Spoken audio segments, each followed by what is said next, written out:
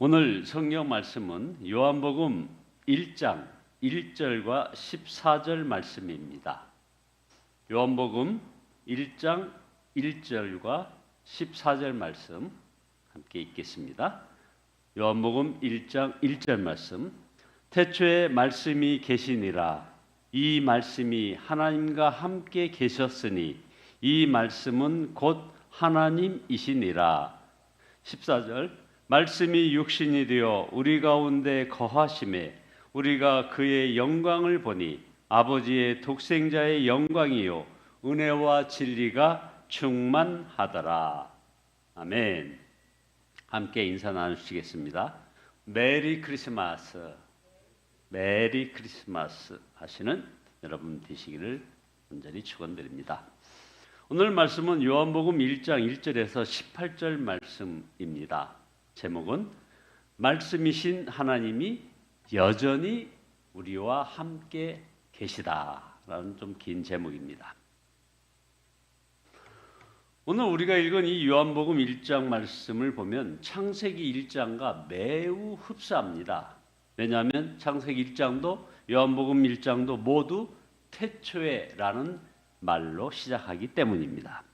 창세기 1장 1절은 태초에 하나님이 천지를 창조하시니라. 그가 태초에 하나님과 함께 계셨고 만물이 그로 말미암아 지은 바 되었다고 말씀하는 요한복음 1장과도 아주 일치되는 겁니다.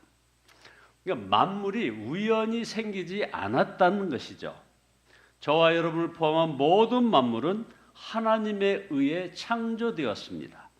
그런데 만물이 창조되기 이전에 말씀이 먼저 존재했다는 겁니다. 그리고 그 말씀으로 말미암아 만물이 지은 바가 되었다는 것입니다. 여러분, 사도 요한이 이 요한복음을 쓸 당시의 전후 상황을 보면 어찌 보면 우리 기독교 역사상 가장 힘들었던 시기 중에 하나였습니다.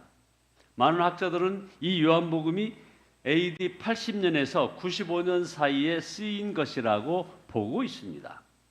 그 시기는 바로 기독교 역사상 가장 박해가 심했던 시기, 즉 도미티아누스 황제의 통치 아래서 극심한 고난을 당하고 있는 상황이었을 겁니다.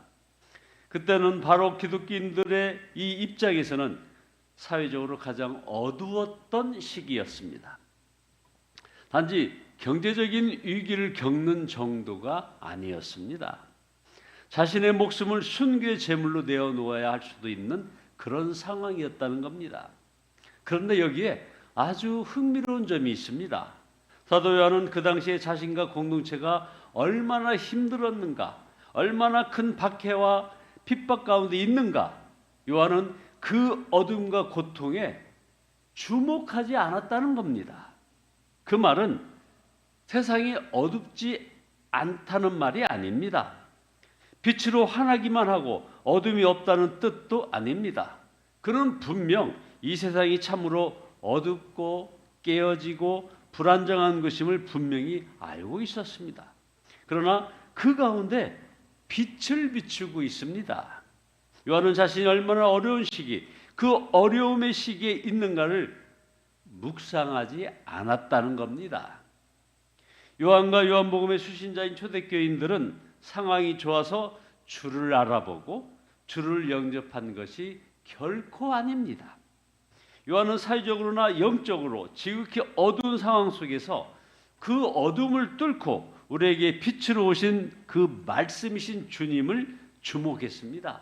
그래서 오늘 우리 함께 본문 가운데 요한복음 1장 5절과 9절을 다시 보십니다. 5절에 보면 빛이 어둠의 빛이다 라고 말씀하셨고 9절에는 참 빛이 있었는데 그 빛이 세상에 와서 모든 사람을 비추고 있다는 겁니다. 분명히 성경은 어두움에 빛이 비추고 있다고 말씀합니다.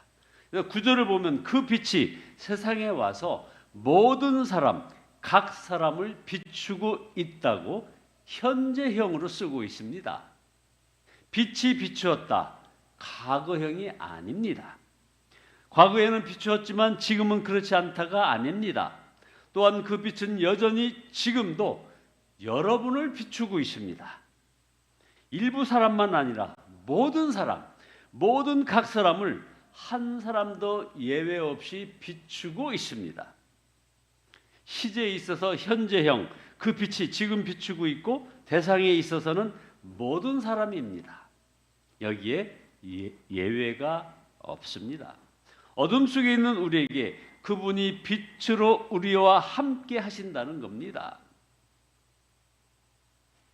오늘 본문 요한복음 1장 14절에 보시면 말씀이 육신이 되어 우리 가운데 사셨다 혹은 거하셨다 했습니다. 이 거하시다, 사시다라는 헬라어 단어를 직역하면 이런 뜻입니다. 하나님께서 장막을 치시다, 즉 하나님이 이스라엘 진영에 있던 성막에 임재하실 때 하나님이 영광으로 그곳에 임재하셨고 거하셨습니다. 바로 그 의미입니다. 이게 무슨 말입니까? 그분은 우리가 인간의 육신을 장막 삼아 우리의 영혼 안에 거하시기로 작정하셨다는 그런 의미입니다. 주님은 예수님을 구주로 왕으로 영접하는 공동체 안에 장막을 치시고 성령으로 영원히 함께 하시겠다고 말씀하십니다. 이것이야말로 은혜 중에 은혜요, 넘치는 은혜이며 은혜 위에 은혜입니다. 이 은혜가 누구에게 부어집니까? 12절에 보니까 요한복음 1장 12절, 그러나 그를 맞이하는 사람들 곧 그의 이름을 믿는 사람들에게는 하나님의 자녀가 되는 특권을 주셨다고 말씀하십니다.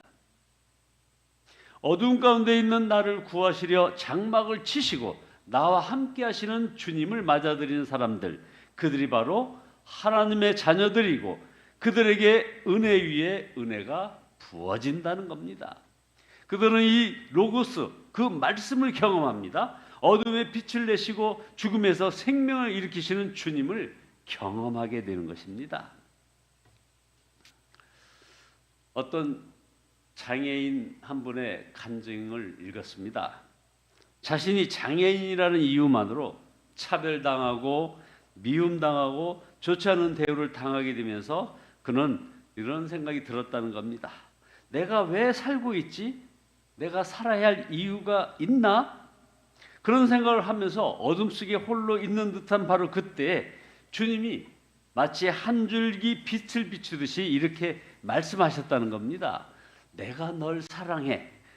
난 널 한 번도 버린 적이 없었어. 너는 내 실수가 아니야. 결국 그 장애인 그 친구는 이 주의 말씀을 듣고서 그 말씀을 로고스의 말씀으로 믿었다는 겁니다. 그래서 그가 고백합니다. 내가 받은 주님의 이 사랑을 평생 흘려보냈으면 좋겠다 하는 간증입니다. 여러분, 그가 예수님의 말씀, 난 널 한 번도 버린 적이 없어. 너는 내 실수가 아니야. 그 말씀을 믿고 그러고 나서 그 장애인의 상황이 바뀌었습니까? 자신의 불편한 몸이 다 나았나요? 아닙니다. 어찌 보면 상황은 그대로입니다. 여전히 말하고 걷는 것이 불편합니다. 그렇다면 아무런 변화가 없습니까? 여전히 어두운 가운데 있는 걸까요? 결코 아닙니다. 바뀐 것은 하나도 없지만 모든 것이 바뀌었습니다. 그가 로고스이신 주님의 말씀을 믿을 때 그는 이미 변화되었습니다. 그는 실수가 아닌 하나님의 섭리 가운데 이 땅에 태어났고 그를 통해 주님은 지금도 증거되고 있고 그분의 사랑이 흘러가고 있습니다. 내가 왜 살고 있지? 내가 살아야 할 이유가 있나 하며 어둠 속에 있던 그에게 주님은 빛으로 찾아오셨다는 겁니다. 살아 역사하는 말씀으로 그에게 장막을 치시고 임재해 주셨습니다. 사랑하는 여러분, 주님이 우리와 함께 하십니다. 어둠 속에 있는 우리에게 빛을 비춰 주십니다. 우리에게 친히 다가오셨습니다. 우리와 함께 하시는 주님을 바라보시기 바랍니다. 이 엄혹한 시기에 언제 끝날 것만을 기다릴 것이 아니라 이미 우리 안에 우리 중에 임재하신 주님을 보는 눈이 열려지기를 축복합니다. 주여, 말씀이신 하나님이 우리와 함께 하심을 보는 눈을 열게 하옵소서 하고 기도하시는 저와 여러분 모두 되시기를 예수 그리스도의 이름으로 축원드립니다. 기도하시